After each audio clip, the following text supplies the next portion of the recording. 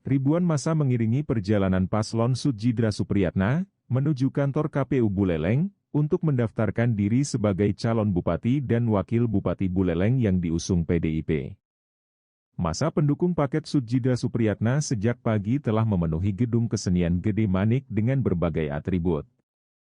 Pimpinan parpol pendukung juga turut hadir dengan massa pendukungnya.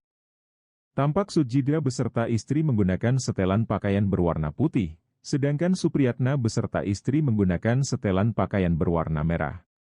Teriakan Yel Jos 2024 berkumandang saat paket bacalon tiba di lokasi deklarasi. Di hadapan ribuan pendukungnya, 8 partai pengusung yakni PDIP, PKB, Hanura, PKS, PBB, Perindo, P3, Partai Buruh dan Partai Gelora, mendeklarasikan sosok Sudjidra Supriyatna sebagai calon bupati dan wakil bupati Buleleng pada pemilu kada November mendatang. Deklarasi dibacakan oleh Ketua DPC Partai Hanura IGD Wisnaya Wisna.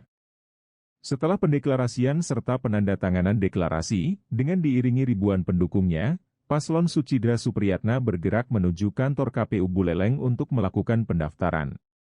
Di KPU diterima oleh Ketua KPU Buleleng, Komang Dudi Udiana dan dilaksanakan penandatanganan formulir visi misi paslon, serta penyerahan surat pernyataan naskah visi misi dan program paslon. Yasriuli Bali TV.